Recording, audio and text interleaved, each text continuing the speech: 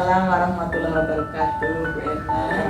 Bagaimana kabarnya hari ini, Bu? Sehat, alhamdulillah. Bilang sehat? Nggih, sama-sama Ibu. Nggih. Nggih, perkenalkan di sini saya Ernawati, CGP angkatan 6 dari Kabupaten Kebumen. Nggih, Ibu sebelumnya terima kasih atas waktu yang diberikan kepada saya dan juga kesempatan sehingga saya bisa mewawancarai Ibu pada siang hari ini. Nggih, Bu. Pada kegiatan hari ini saya sebelumnya akan meminta maaf terlebih dahulu mungkin jika nanti dalam proses wawancara mungkin ada kata-kata yang tidak berkenan, mohon dimaafkan ya Ibu. Sama-sama. Oke. Jika ada kata-kata yang mungkin pertanyaan saya kurang jelas bisa ditanyakan kepada Ibu. Oke. Pada kegiatan hari ini saya akan melakukan wawancara dengan Ibu terkait peran Ibu sebagai kepala sekolah dalam pengambilan keputusan. Oke. Bisa saya ya? Oke. Ya, mohon bantuan Ibu nanti berkenan untuk menjawab pertanyaan-pertanyaan dari saya ya Bu. Oke. Sebelumnya materi yang akan saya tanyakan dalam wawancara kali ini adalah tentang dilema etika dan rujukan moral. Sebelumnya saya akan menjelaskan tentang apa itu dilema etika dan apa itu rujukan moral. Dilema etika adalah suatu pengambilan keputusan di mana ada dua keputusan yang sama-sama benar. Sedangkan rujukan moral adalah dua keputusan yang di mana salah satunya itu ada keputusan yang salah. Jadi secara kesimpulan, dilema etika adalah keputusan benar lawan benar. Sedangkan rujukan moral keputusan di mana benar lawan salah. Oke, bisa dimulai dari sekarang Ibu. Oke. Dari pertanyaan yang pertama, selama ini bagaimana Ibu dapat mengidentifikasi kasus-kasus yang merupakan dilema etika ataupun rujukan moral? Saya sebagai kepala sekolah di SD Negeri 2 Cipapaten tentunya sering ya menangani dilema etika maupun rujukan moral. Nah, karena ini sebuah sekolah, jadi dilema etika itu terjadi pada siswa, juga terjadi pada guru. Kalau saya untuk mengidentifikasi yang terjadi pada siswa, saya biasanya dengan mengadakan refleksi pembelajaran ya dalam satu pekan. Jadi seminggu sekali saya melakukan refleksi pembelajaran dari guru kelas 1 sampai guru kelas 6. Itu untuk siswa. Itu yang sudah terjalin. Sedangkan untuk yang guru itu juga sama. Dalam waktu refleksi itu saya sambil meminta masukan kepada guru, ada masalah apa minggu ini, pekan ini, seperti itu. Nanti kan akan terjadi diskusi dan ada kayak seperti apa pemberitahuan atau laporan lah dari guru kepada saya. Itu saya cara menangani.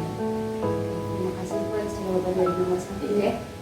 Jawaban nomor 1 saya terima. Selanjutnya ke pertanyaan nomor 2 yaitu bagaimana Ibu menjalankan pengambilan keputusan di sekolah, terutama untuk kasus-kasus di mana ada dua kepentingan yang sama-sama benar atau sama-sama mengandung nilai kebajikan. Tadi atau dilema etika. Itu kan tadi dalam satu pekan saya melakukan refleksi ya bersama guru-guru. Nah, itu tujuannya kan untuk mengambil keputusan. Nah, dalam mengambil keputusan saya berorientasi atau mengacu pada kepentingan yang terbanyak, kepentingan bersama lah ya orang banyak, dan juga mengacu pada rasa kepedulian kepada sesama. Itu Orang lain ya. iya, kepedulian. Itu tadi berdasarkan pertanyaan tadi itu untuk yang kasus sama-sama benar ya Bu. Iya. Kadang beberapa guru mungkin ada yang menghadapi permasalahan harus mengambil satu keputusan tapi yang dua-duanya itu sama-sama benar. Jadi sepertinya kadang agak membingungkan tapi harus memilih salah satu, dan tadi mungkin didasarkan dari rasa kepedulian dan kepentingan orang banyak. Yaitu kita lanjutkan untuk pertanyaan nomor 3. Selanjutnya langkah-langkah atau prosedur apa yang biasa ibu lakukan selama ini? Yang langkahnya dalam merefleksi itu kami biasanya yaitu pertama mengidentifikasi ya dari permasalahan itu kita cari akar permasalahannya, kemudian menentukan siapa sih yang terlibat ya, siapa terlibat itu, siapa siswa kah atau guru kah. Kemudian saya terus menentukan kayak uji, maksudnya saya itu membuktikan, mengumpulkan fakta, iya, mencari bukti kenyataan benar apa enggak itu terjadi di kelas. Jadi saya dengan monitoring ke kelas. Setelah itu kita menentukan ide atau gagasan apa yang untuk menyelesaikan masalah itu kita mau dengan apa gagasannya, solusi ya Bu. Solusinya mau dengan apa. Setelah itu baru kita membuat keputusan. Nah, setelah itu keputusan buat, kemudian kita merefleksi keputusan itu, kita menengok kembali lah apakah keputusan yang saya buat itu kemarin sudah tepat atau bisa untuk menyelesaikan masalah tersebut, atau mungkin masih harus ditindaklanjuti gitu. Jadi masalah itu nggak kadang ada yang nggak selesai satu kali. Karena di sekolah banyak sekali menemukan permasalahan gitu. Tadi yang ibu sudah jelaskan itu langkah-langkahnya udah ada 7 langkah, dan itu kalau menurut saya udah bisa menjadi solusi untuk pembuatan keputusan. Dimana di akhir tadi ada kegiatan yang menarik yaitu refleksi gitu. Refleksi kembali keputusan yang kita buat. Ya, selanjutnya untuk pertanyaan nomor 4 ya Ibu. Oke. Hal-hal apa saja yang selama ini Ibu anggap efektif dalam pengambilan keputusan pada kasus dilema etika? Kalau kasus dilema etika itu yang paling efektif yang saya rasakan ya, itu dengan cara bekerja sama dengan guru, juga bekerja sama dengan wali murid. Mungkin kalau kasusnya itu terjadi pada guru, saya kadang minta bantuan dengan pengawas gitu.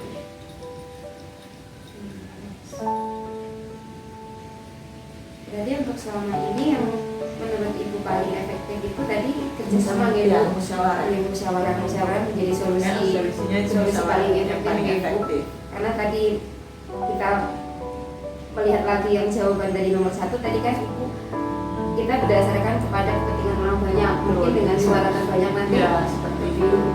Lebih putusan itu mungkin ya lebih baik lah, terbaik kalau sudah musyawarah. Terus kita lanjutkan pertanyaan nomor 5. ya, Hal-hal apa saja yang selama ini merupakan tantangan dalam pengambilan keputusan pada kasus dilema etika?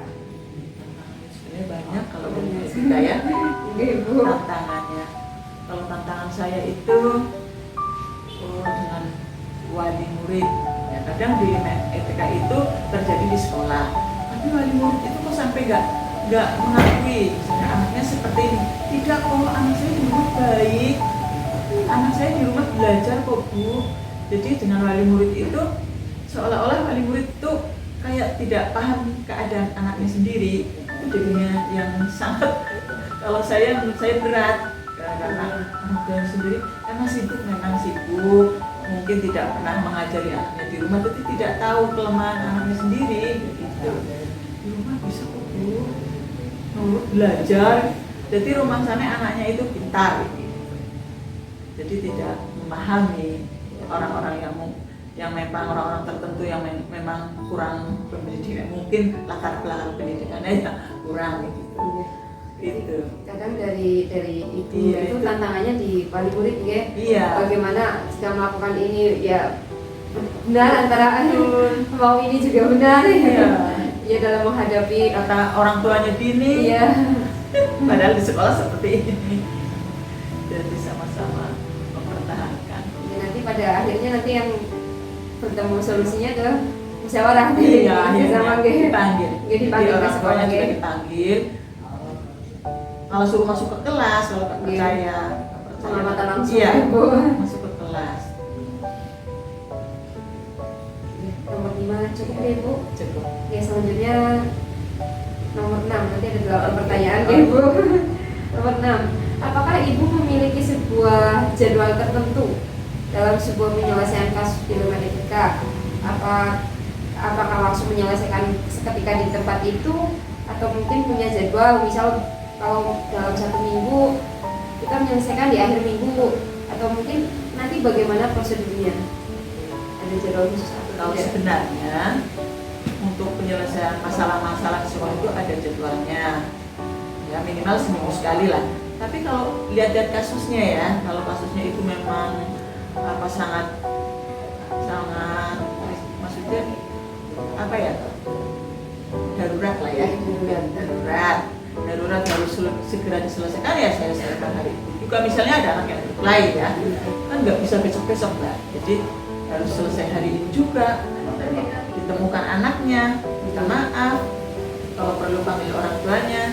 Jadi lihat kasusnya, kalau kasusnya itu darurat, seperti anak yang main di kelas, misalkan saya itu kan saat itu juga.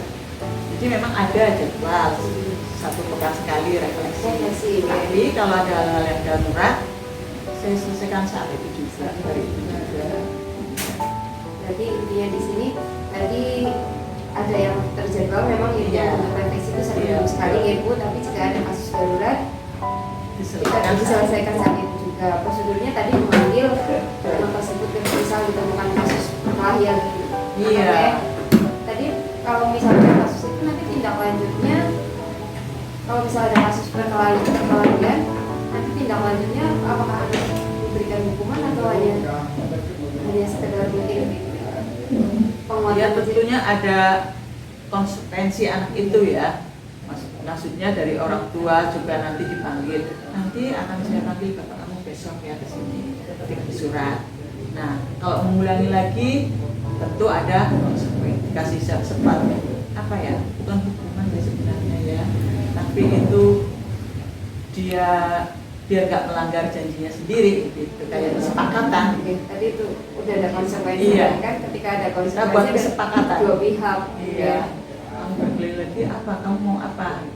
Mau suruh apa? Misalnya suruh dikasih tugas apa? Gitu. Beri tugas apa? Tambahan belajar apa? Jadi sifatnya bukan hukum.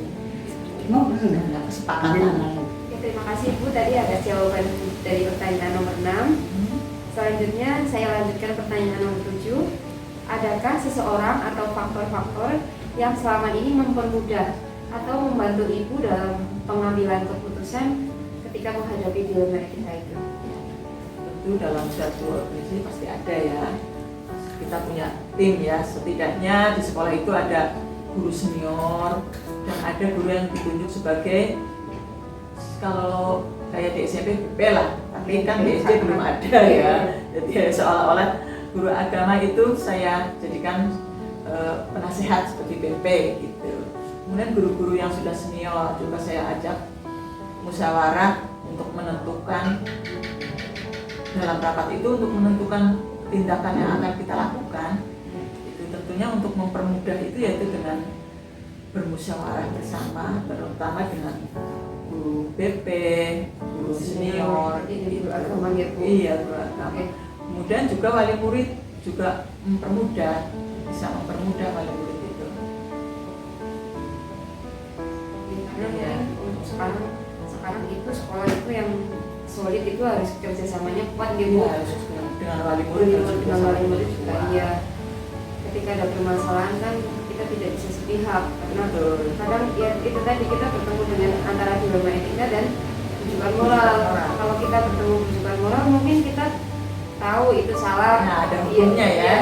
Kalau ini melanggar hukum ini. Iya, melanggar hukum ini otomatis kalau misal dilanjutkan pasti melanggar Ya, hukum. melanggar hukum. Tapi ketika bertemu dengan dilema etika, kita harus benar-benar menganalisis dengan pertimbangan dari banyak orang. Tadi salah satu cara itu kerjasama, itu udah bagus sekali, karena ibaratnya kunci sekolah yang bagus ya kerjasama dari semua pihak. Apalagi ketika ditemukan sebuah atau beberapa masalah gitu. Itu yang dari murid, kalau di etika kan terjadi juga sama guru. Iya. Itu ya tentu yang mempermudah juga sama dengan guru senior dulu. Jadi kita nggak langsung kepala sekolah nanya guru senior pendekatannya masih kenapa itu, nanti kalau sudah tinggal kepala sekolah nggak mempan ya dengan pengawas, akhirnya kayak gitu. Dari ke coaching ya Bu. Iya. Ya dengan coaching itu nanti kan akan terselesaikan masalah. Kita lanjutkan pertanyaan yang terakhir ya Bu. Oh, iya. Sudah sampai terakhir. Iya, udah terasa ya. Oke, nomor 8 ini pertanyaannya agak susah dong ya Bu. Oke, dari semua hal yang telah disampaikan, pembelajaran apa yang dapat Ibu petik dari pengalaman Ibu ketika mengambil keputusan ilmu etika tadi? Pelajaran yang dipetik dari prima etika dan Pengambilan keputusan ini tadi dalam pengambilan keputusan ketika bertemu dengan ilmu etika atau ujian. Sebenarnya sih kalau menurut saya itu kan semua orang mengalami masalah ya, permasalahan sekolah ya pasti dengan murid, dengan guru, dengan masyarakat. Nah, itu sebenarnya semua permasalahan itu bisa diselesaikan asalkan kita sebagai kepala sekolah tahu tekniknya, prosedurnya. Sebenarnya masalah itu pasti ada lah di semua instansi, masyarakat dimanapun tuh ada, termasuk dilema etika itu juga nggak cuma terjadi di sekolah kan, di masyarakat, di instansi yang lain masih terjadi. Tapi prinsipnya kita harus menangani benar-benar jeli ya, menangani dengan serius dan jeli. Jadi tidak main-main karena permasalahan itu yang sifatnya kompleks. Jadi harus kita tangani dengan sepenuh hati, dengan bekal tentunya. Kita harus punya bekal untuk menangani masalah-masalah itu, yaitu harus punya gagasan, trik untuk menangani masalah itu. Trik atau cara-cara tertentu lah, harus tahu prosedurnya gitu lah ya. Harus tahu prosedurnya. Sebenarnya masalah itu semua bisa teratasi. Asalkan yang kita yang menangani itu tahu cara mengatasinya. Salah satunya tadi seperti langkah-langkah yang sudah dijelaskan di nomor 3 ya Bu, tadi yang sangat menarik itu ada 7 sampai refleksi dengan langkah-langkah tersebut kan. langkah-langkah tadi. Mudah-mudahan masalah itu pasti selesai lah ya, kalau kita tangani dengan langkah-langkah yang benar tentunya. Tidak ada masalah yang tidak terselesaikan walaupun akhirnya kita ulang lagi, tapi nanti juga akan selesai. Optimis lah, sebagai kepala saya juga optimis untuk ya siap-siap menghadapi masalah pasti akan terjadi dan kita optimis untuk menanganinya. Insya Allah ya sambil ikhtiar, bermusyawarah, juga berdoa ya. Berdoa itu udah hasil akhir berdoa. Dan benar semua masalah bisa selesai. Tidak ada masalah yang tidak dapat diselesaikan. Iya, intinya kayak gitu. Asalkan kita tahu prosedurnya dan tawakal sabar kayak gitu. Itu aja mungkin Mbak dari saya ya. Oke, terima kasih Ibu. Ini sudah sampai pertanyaan terakhir. Dan tadi untuk yang jawaban terakhir itu saya simpulkan berarti untuk pembelajaran yang dapat Ibu petik tadi menarik. Jadi di sini ibaratnya tadi Ibu memberikan gagasan tidak ada masalah yang tidak dapat diselesaikan. Walaupun itu nanti akhirnya masalah berulang pasti ada penyelesaiannya. Ya. Di sini kuncinya jeli menangani dengan langkah-langkah yang tadi sudah Ibu sebutkan di pertanyaan nomor 3, dan yang selanjutnya ada optimis kalau optimis dan yakin. Iya. Kalau kita pasti bisa, Bu. Kalau kita pasti bisa menyelesaikan masalah itu. Dan yang terakhir tadi yang utama berdoa. Tawakal. Iya. Kadang perlu merenung juga sih kita kalau ada masalah kan merenung dulu ya kalau habis sholat. Ya, mungkin itu bagian dari refleksi. Iya, refleksi. Karena kita refleksi itu hal yang penting ya untuk saat ini. Jadi mungkin kadang kita tidak dengan refleksi kita tidak selalu merasa benar ya Bu. Kita bisa mungkin salah gitu. Menengok ke belakang lagi. Hingga menengok ke belakang lagi. Oke, terima kasih Bu untuk 8 pertanyaan sudah terjawab dengan baik dan jawaban yang menginspirasi saya di sini sebagai CGP Angkatan 6 Kabupaten Kebumen. Terima kasih atas waktu yang diberikan kepada saya. Mungkin jika tadi ada salah-salah kata atau mungkin pertanyaan yang kurang berkenan, mohon dimaafkan ya Bu. Saya saya juga sebagai kepala sekolah SD Negeri Raja Kabupaten, saya terima kasih karena dengan Bu Erna kesini saya bisa berbagi, Sama-sama ya Bu. bisa tertawa bersama, Ya. bisa ya saling berbagi pengalaman gitu lah. Ya. Ya, terima kasih juga ini sudah hadir di sini ya. Saya tutup dulu sebentar ya Bung ya. Ya, kesimpulan wawancara siang hari ini dari saya tentang materi perbedaan dilema etika dan rujukan moral.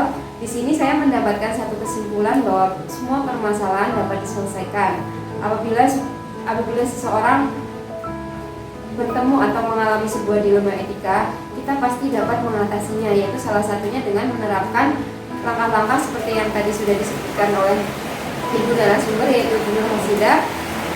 Yang selanjutnya yaitu kita tetap optimis bahwa masalah itu pasti dapat diselesaikan.